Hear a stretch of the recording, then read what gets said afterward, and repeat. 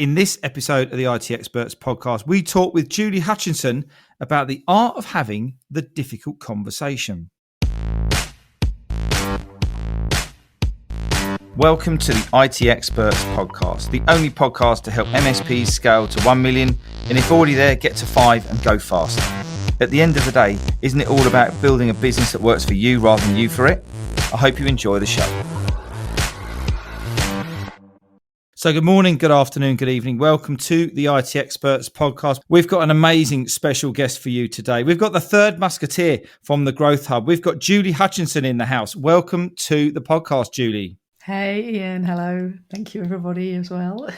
No problem at all. Look, Julie is a new member of the team. She heads up our leadership dynamics, part of the Growth Hub. And this is all around helping us build, great, develop amazing leaders through our high 6 and 7 figure MSPs normally. And today, Julie and I were talking, and she's helping us coach our clients and helping Stuart and I build some amazing training into the Growth Hub itself, as well as I say, working tactically with our clients. And Julie and I were having a chat, and we sort of said, look, what could we talk about and add some value on the podcast? And this subject comes up time and time again about having a difficult conversation, what to do when you have those little difficult moments when you're trying to get something across to your team. And don't worry, guys, Julie and I are going to give you a framework later on in the show on how to have these conversations. So stay tuned. But look, before we get into the details, so I'm going to get carried away with it here. Julie, can you explain to us? Just let everybody in the world know who you are, what you do, and who do you help? I certainly can. Yes, I'm Julie Hutchison, because Ian always says it wrong. And I help tech leadership teams to show up in a way that is going to help them grow their business, so they have the right impact on their teams, so that they're more productive, more profitable, and they can build their business faster without all the stress. I'm having a wonderful time at the moment working with Stuart and Ian. Can't stop laughing. We are the dynamic trio, and helping them to bring even more value, obviously, to the leadership arm of their amazing MSP Growth Hub. And it's something that I'm really passionate about because my background is in policing. Not originally, I was an engineer originally, but I was 16 years in the police. And if you're not a very good runner like me, you have to be able to talk and communicate well and get people to do what you want them to do. So if you can't chase them, you've got to try and convince them to come with you. Love it. So I really, really think that the way in which we can impact people with what we do and what we say, how we show up, is going to help us in all sorts of situations. And that's where I've come from. So I think that the more we can have the conversations that need to be had, the more we can show up in the right way with the behaviours that we need to display, the better outcomes we're all going to get, whether you're in business or in chasing criminals. So that's where I'm come from. And I've got my own team performance and leadership business. That's great, Julie. Really interesting to hear that. I love this whole police thing, and I'm always really nervous when I probably still think that you can arrest me at times when we're doing certain bits and pieces. But look, tell us, how did you go from working in the police to working with tech leaders? Because it's predominantly tech businesses that you work with, isn't it, now, with their leadership teams. What kind of happened there? Well, yeah, good question. So as I said, that's been a passion, is people don't do what you want them to do unless you build the relationships and you have the conversations that you need. So in policing, that was always the way. But before that, in engineering, I think that's where the tech part comes in, really, although I was a manufacturing engineer, just because the same thing happens. People are really good at what they do. And whether they're tech or they're even in an accountants, whatever it is, but people, when they start a business, they're good at the thing that they do. And then their business gets bigger and they take on people, and then they get a team and they need to either delegate or they just need help with whatever it is. And the issues start to come up because it's not about whether they're any good at what they do. It's actually that they need to do less. They need to be able to put that somewhere. They need to be able to get a team to do what they want them to do. And that's when I realised that even when I first started I used to work for a bread company called British Bakeries, and they said, we're not going to be doing the things that you want us to do because we don't believe that the management actually care or are going to do it themselves.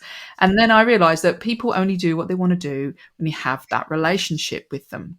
when you communicate well. And so all the way through my career in policing and that, it was the same thing. And what I saw was people are great at arresting people, but they don't always want to talk to people. And so that got me interested. And then I did my coaching courses. I did my mediation courses, which really taught me a lot about conflict and why it gets old and hairy and doesn't get dealt with. And then in 2013, I decided I'm going to do this as a business because I was doing so much more of it within these environments. And I just wanted to do it all the time because, as you know, I'm pretty passionate about it. And I love solving a problem as well. I've realised I just love the problem and getting that out there. So that's kind of why tech teams, because that's where I feel comfortable in working with people who are just super clever, super brilliant at what they do. But they've probably not really focused on this area because they're so busy learning how to code or whatever the thing is they're doing, and deal with all these other kind of problems. This is not something that they teach you at school or at university or wherever you've gone. And then you get this business, it starts growing, and then the wheel comes off, So that's why, really. And this is, what we've got here, you were originally connected with Stuart, and he said, hey, you've got to meet Julie, and the values just match. And that's why, we have such a good laugh. We have such a good crack because at the end of the day, the reason we're here is we want to help people out. And that's what we're going to do on this podcast. And when we see the lasting change in people, when they just take a little bit of a different approach and they take a little bit of action that day, and the next day it becomes a little bit of an embedded belief, and then they go, wow, you wouldn't believe what's happened. And it's like, well, yeah, we would believe what's happened because that when you do these things, this kind of stuff happens. So it is around helping people. And we were talking about, what could we talk about? And there's thousands of things we could talk about. So let's get into this difficult conversation. And nobody likes to feel stressed, worried, anxious. A lot of talk all the time now about mental health, probably much of it to do with, remote working, communication styles, the way that we're using the internet, AI. We couldn't get away with a podcast without mentioning AI. We don't even talk anymore. Someone else can do it for us. It's brilliant, isn't it? Yeah. But it all boils down to some human needs, doesn't it, Julie? And what people want to do. And, as we mentioned, many of the people listening to this are accidental business owners. And then all of a sudden they get to this point where, people are not doing what you want them to do. And it's like, well, why are you not doing that? And you don't want to confront them because you think they might leave and then you're going to be in trouble. And you don't want to shout at them because it's not going to be professional, though many people do just shout at people and sort of things like this. But eventually they do, Why is it so hard that we let these things fester? We let these things bubble, and I guess we tolerate poor communications in ourselves as well as within our teams for so long. What's the kind of the foundations behind this, Julie? I think that we are brought up, especially in Europe, but probably most of the places, we're brought up as kids to be nice and not to upset people. We're told to be, to be good kids and nice people and don't offend and say yes and be polite and all those things. And what that does, I think, is it equates in our minds to can't say what I really mean, right, and hold it all in and hold in some of my emotions as well, but just hold in what I really need to say, because we think that saying some of these things are going to be difficult and are going to be awkward, and we don't want to upset people because we're nice. And not everybody, and not everybody has exactly the same thing, but generally people don't come to work or have a business to be horrible to people.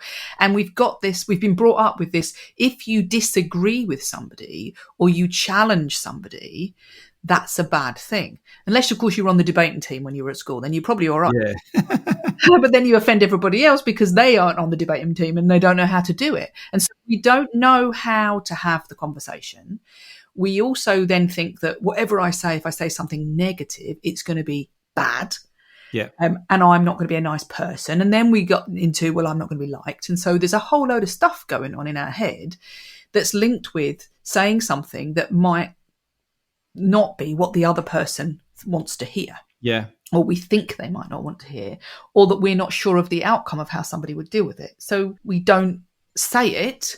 We avoid what we might describe as conflict, and we hope it's going to go away. And because that is seen in the short term as the easier option, the more polite option, the less horrible option. I don't want to be seen as a bad person. I don't want to be seen as a nasty person, or I don't want to be seen as the horrid boss, or whatever the thing is, or awkward or argumentative or any of those things. And so because we kind of see it that way, and also when somebody says something to you that's a challenge or isn't what you want, or tells you that you've done something wrong, we feel that we have to, we feel blamed and we feel negative about that, then actually receiving that is hard as well. Overall, we don't want to give it, but we also don't want to receive it. And what that means is everybody just avoids it, sticks their head in the sand and hopes it's going to go away. And it doesn't. It never, ever goes away. And it's interesting, isn't it? Because there's another layer on top of this. And I always say that to build a great, from my point of view, to become a great leader and to become a great business leader and a team leader and all the other things, self-awareness is so important. And I heard Gary Vaynerchuk talking about this years ago, and I thought, what on earth is he on about? And I actually think, Julie, I'm going to be a bit controversial. I think we're losing a bit of this now with the need for every single time any person under 30, and I'm going to generalize now, has a problem, rather than, looking for experience and looking within, asking great questions to people, they're just going to the internet, they're going to ChatGPT or Google, and Google's telling them, this is what you need to do when you break up with your girlfriend. This is what you need to do when you do this. Is what you now, I tell you what, you joke about it, but this stuff happens. And, we also know, self-awareness is something that's not self-taught. And you sort of said, everyone wants to, we've grown up to be terribly English and wonderfully British and very polite and all of this kind of great stuff. But, life isn't like that all the time. But the other thing that we know very much about, many of the tech people is that on the DISC scale, if you haven't, don't know what the DISC scale is, we've got a podcast earlier on. I shall dig out what that looks like to understand that, which is kind of a bit around knowing you, knowing yourself and knowing your limitations.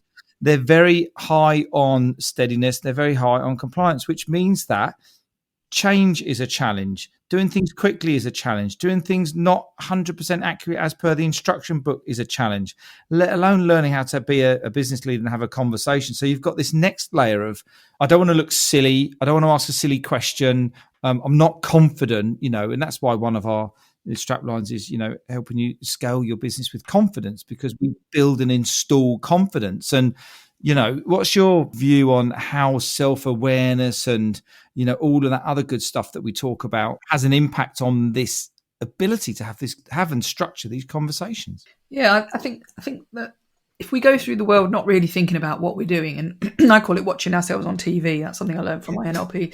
If we never watch ourselves on TV and look at, like, if I were looking at me, what would I be thinking? Then we go around completely unaware of the impact that we have, whether that be she doesn't really say anything, or whether she says too much and too hard, whichever way you go, and you're right. If we're unaware of the way in which we're dealing with things and thinking and communicating, then we can't be in control of it. And as you said, on like when we talk about the DISC profiles, a big proportion of, when you look at profiling people, that people mainly in real terms come out in this sort of more steady, calm, quiet, don't want to offend people. So you got some people that go out telling everybody what to do and shouting about it and all those things, but that's actually a really small proportion. But reality is that if we're not conscious of how we're showing up or how we're thinking, then we're not going to be able to change anything. So we think, we're doing what we're meant to be doing, but actually if we were looking at it, we could ask ourselves the question, am I dealing with this the way I need to deal with it? Is this working? What is the impact on the other person? Or what's the impact on the business, or any of those things? And getting conscious of that is going to be super, super important, because if you sit there and say, actually, do you know what? I am avoiding this, because you're going to get conscious that you're avoiding something, or I need to say something to Bob or whoever it is, and I'm not. Why am I not? Maybe it's because I don't want to have that conversation. That's a good start, because we start to get conscious of what's the impact if I don't, So I think that's really important. And what does that impact look like then in business? If we don't have these conversations, what's the outlook look like? Well, I always call it old and hairy. What I mean is I have this vision of like a bit of mold on there, it looked all right to start with, and it's get all old and hairy, because if you leave something and you, like I said, you expect it to go away, or you hope it's going to go away, and it doesn't, then really what happens is it festers. And for example, let's just say you've got, I don't know, a member of your team. They're not happy. They're not performing very well. You know they're not performing very well. They don't feel very happy. They want more money. We had one of those the other day. You know, somebody wants more money, but you think they're not performing, and you're like, oh, how dare they? And now, so you have a view on that situation, and they have a view on that situation, which are two different perspectives. And if you leave something like that, then we get stuck in that perspective, or position is what would call it, and you get stuck in like, I'm right, basically, of like, well, I'm not going to give him any more money because he's not performing, but I don't want to talk to him about that because that's a hard conversation, so I'm going to leave it, I'm going to let it go. And then that person's sitting there thinking, well, I'm not getting enough money on this, I'm doing all right, but I'm not happy either, and they don't want to say anything because it's difficult, so it festers. But you fester in your position, and you think you're right, and you think you're even more right, and therefore you start to justify your behaviours. Because when your needs are not met, it's like a cycle. If your needs not met, you feel something, you have an emotion, whether that's anger, upset, sad, whatever it might be, frustrated. And then that emotion means that you then behave in a certain way. And that may not be a very positive way. And the more you don't deal with it, the less positive that will be. And the more you feel. So it goes around this cycle, because then you do certain things, I don't know, like sulk in a meeting, for example, and then your boss doesn't want to give you that pay rise because you were sulking in the meeting. So, and then they have a position of like, that I don't like the way that person's dealing with something. So I'm now going to not treat them as well as I might have done because I feel annoyed with them. Yeah. So you go around these cycles of staying in your position, and it just gets worse and worse and worse because the behavior can escalate. And then something that was quite small, I've dealt with things even from like, the person opens the windows when I don't like them to. And that's led to people leaving businesses, because it wasn't dealt with. But because it goes from that original, like, I don't feel heard, or I don't feel respected. Generally, those are some of the things. I don't feel valued. But nobody says those words, respected, heard, valued. But what happens is you then get a behavior that's a surface level. Imagine it like an iceberg. So you get these behaviors and you're like, why would they do that? And they are the ones that get horrible, but you don't see what's under the ice, under the sea. The water level is hiding the needs that people have and the really real reason as to what's going on, like this need to feel respected or need to feel valued, whether that be for money or whatever it might be. And so it never gets dealt with. And the impact is it just gets worse and worse and worse. And all you still see is the behaviours. And then that person probably gets sacked or something because you've lost your patience because you didn't deal with it. You've now got to a point where you can't deal with it and you're so angry that it all goes horribly wrong. And you've probably forgotten what it was about to start with anyway, because it would just spiral out of control. And, you get in that position, don't you? You either didn't know in the first place and made an assumption it was something really different from what it really is, or you've forgotten, and because the behaviours overtake the reality of what the need was underneath, the real problem underneath. And so the impact of not having the conversation is you get skewed on how to deal with it, whether it can even go away. And the unfortunate thing is that what happens there is people leave, people have terrible experiences for no real reason, for no good reason.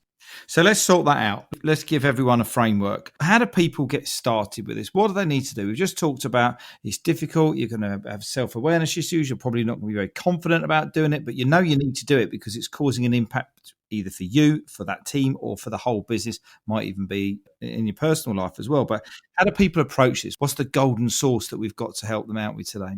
Well, I've got a little model that I use that I was taught when I first started to learn about conflict that I think that we could do, and that's called the bin model. But I just want to pre-frame that really, because I'm a big on frames, in that the more we frame something before we tell somebody something or do something, the more somebody understands the why of what. So framing is explaining, isn't it?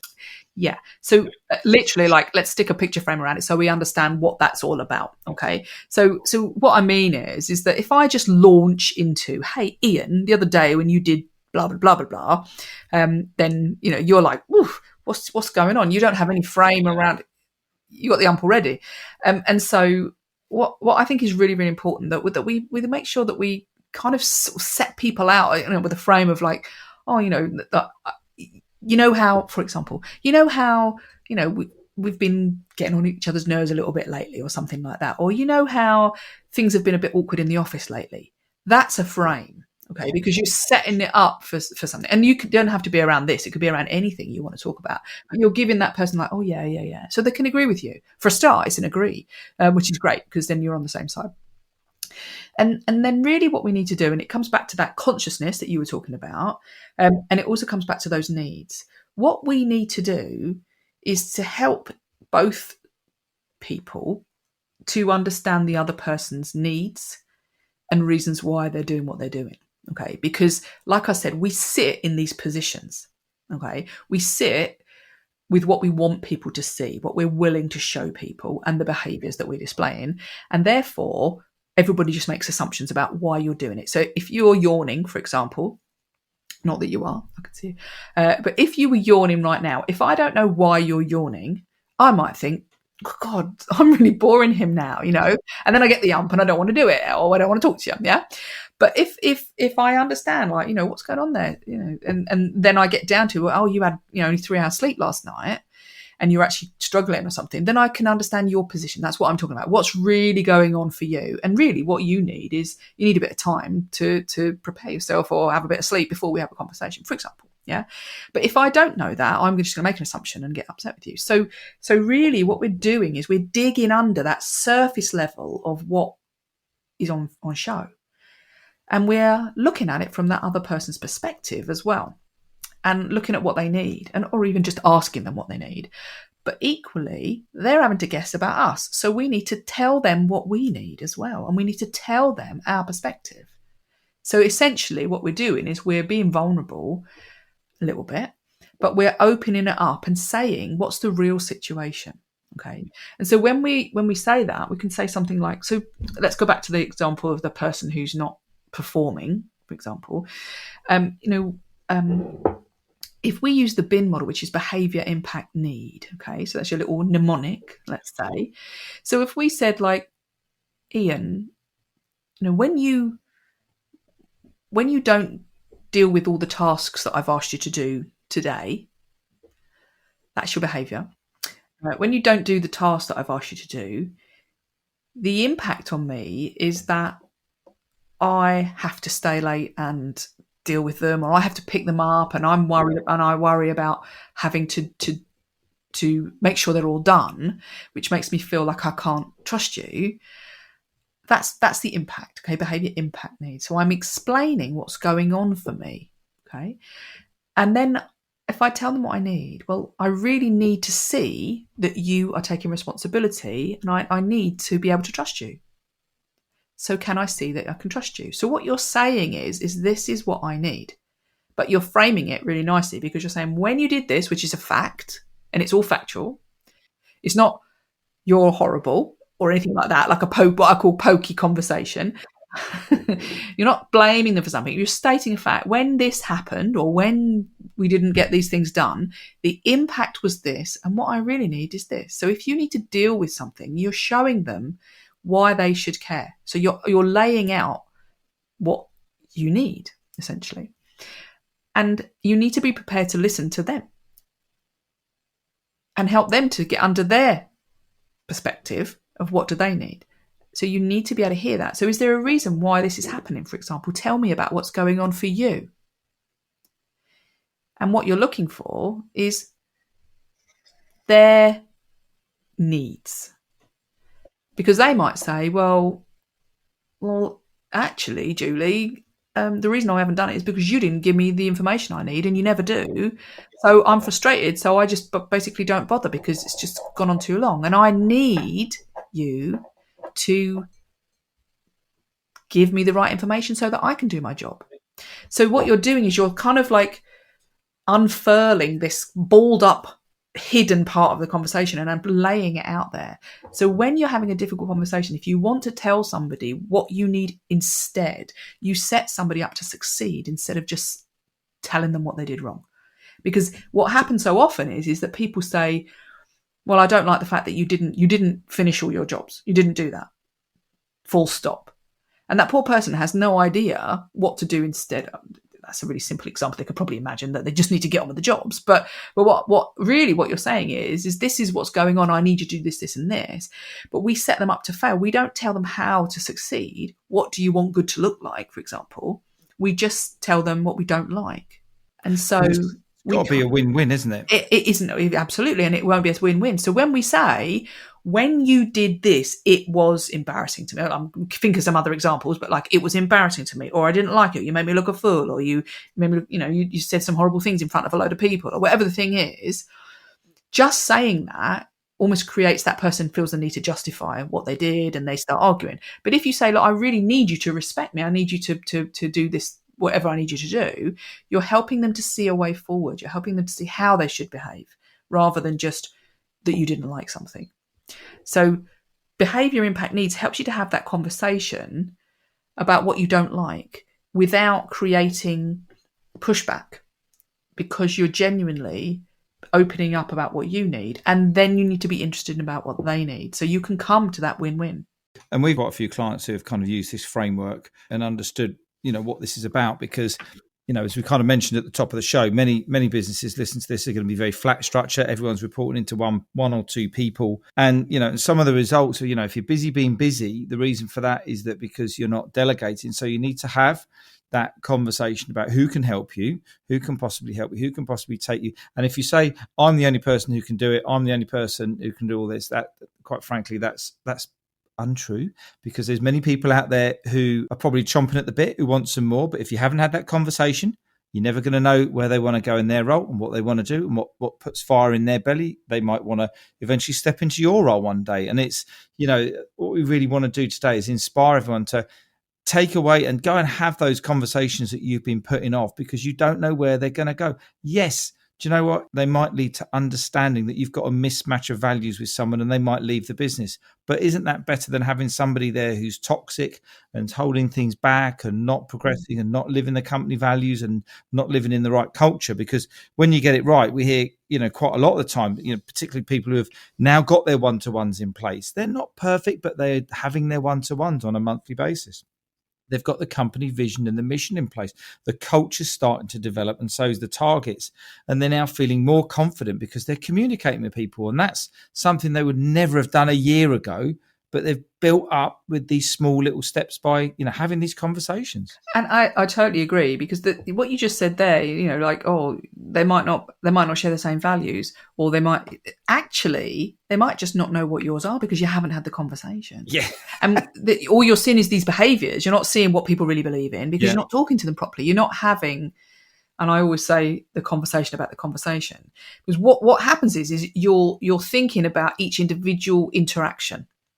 And you're looking at that and thinking, oh, God, that happened. Yeah. But if you were to just sit back and have the conversation about the conversation. So instead of at the time when you're angry, or when it's not going well, when you're frustrated with that person, if you sit back and say, Ian, every time that we do X, Y, and Z, this happens, or it seems to happen. We're now having a conversation about the conversation or the interactions that we have. And we're dissociated from it. We're stepped back from it and we're looking in. That's that watching ourselves on TV. So we're having a conversation about the general way in which we're interacting, or the things that we generally are seeing. And what that means is that it's much easier to have a conversation about the conversations that we have. So when we talk, Ian, what I'm finding is that you always seem to yawn, every time. Is there a reason for that? So see, if you talk about then, because it's not in the moment when you're actually yawning, I'm not emotionally attached to it. No, so you're not going to react to it, are you? No, because when you have the conversation about the conversation, you can then pull examples and evidence and those sorts of things, and you can then say, it feels like that every time we do this, this is what happens, and then it's a much easier way to have that conversation. Then you can use the bin model, because when that does happen, Ian, the impact is this. I really need to be different. Yeah. But you're in a much less heightened emotional state to be honest and open and vulnerable with each other and listen. And so it's really, really important to be able to step back and look at what's going on. And it goes back to being conscious of yourself, but also being conscious of the situation of what is going on here? What's the dynamic of this? And all those sorts of things. And if you start thinking like that, it's very easy then to have these conversations, because you're less in it. You're less experiencing it at that moment, Well, we always say, are you going to respond to this or are you going to react to it? And if you find yourself in a position where you're arguing, you're highly charged, doing this with dog training at the minute, by the way, when your tank's full, you're going to react. Whereas when you're calm, you're going to respond to it. I really do think that if I'd had dogs way before kids, I think it'd have been a different whole story. But not that the boys are unruly, but there's so many, it's just behaviour, isn't it? Human behaviour and talking about that. So, and once you've mastered this, listen to the episode again, get that model down, then your life's going to be easier. You're going to have better connection and better relationships with everybody at work. You have better relationships at home as well, to be frank. And that's the opportunity, isn't it? Yeah, absolutely. Because the more that you have these conversations, so going back to what we said about why people avoid it, the more you have them, and initially it will be clunky, but you've got to be open and honest about that and say, oh, this feels a bit uncomfortable, but I think we need this conversation. But the more you have them, the more safe it is to have them. Because like the first time you do it, somebody feels very, very uncomfortable, but then they realise nobody died, and everybody actually was respectful. And as long as you do, and as long as you're sitting there and you're both listening to each other's needs and you're both opening up, then suddenly it's like, oh, we didn't get to the total bottom of that, but actually, do you know what? That was a good conversation and it has moved us on a little bit. Next time I need to have that conversation, I'm not going to be so awkward about it. And that person's going to feel like it's more normal because they know they're safe. They're not being judged. They're being... like you're asking them to look at your perspective and you are looking at their perspective and you're coming up with a win-win outcome. So when you do that every single time, it's like, oh, actually, there's value in having this conversation. So as soon as you do that, you become better at it and everybody then gets more used to it. And then it's much more easy to challenge anything. These difficult conversations become easier. They're not difficult conversations. They're just conversations. Brilliant. Love it. Absolutely love it. And what I just want to share with you guys is that if you actually flick back to episode 126 on the podcast, we recorded a show about the art of daring to delegate and supercharging your team. So go and check that one out as well. That was brilliant. Thank you ever so much for your time on this show, Julie. Final thoughts from yourselves. What's the wrap up? What's the summary? What's the key takeaways for the listeners today? So I suppose my key takeaways are do not let it fester, please. And go into these having a conversation about the conversation and go in with the ability to unfurl what's going on underneath. Start to find out what's happening for that person. Start to look at what's happening for you and to look at those needs and to try to give yourselves a win-win for those needs. And what you'll probably find is that the conflict goes away, because it's not about what you thought it was about. And then you'll start having better conversations, better relationships. Absolutely. And the team will work better. And the rest, they say, is history. Exactly. Final thing I just want to mention today, we recently held a leadership and strategy masterclass. And if you want to know how this actually links into your growth strategy and building great teams and all of those wonderful elements of MSP business growth, then go and download that now. There's a recording, it's already in place, and we'll put the link in the show notes so you can click on that and go and check that out. So that's it from me today. Thanks again, Julie. It's been absolutely brilliant. This is not the last you will hear of Julie. We will be wheeling her out. Not that she's fully mobile, by the way. And many other opportunities to help you guys with some of the things around leadership, your people and your team. So thanks again, Julie. Cheers. Thank you. Thanks. So I hope you enjoyed the show. If you did, I'd love it if you could leave a rating and review on your favourite podcast platform. If you want to learn more about how to take your MSP to $1 million, or if you're already there, go faster, then come and join Stuart Warwick and myself in the Scale with Confidence Facebook group. The link is in the show notes. You go and enjoy the rest of your day, and I look forward to connecting with you soon.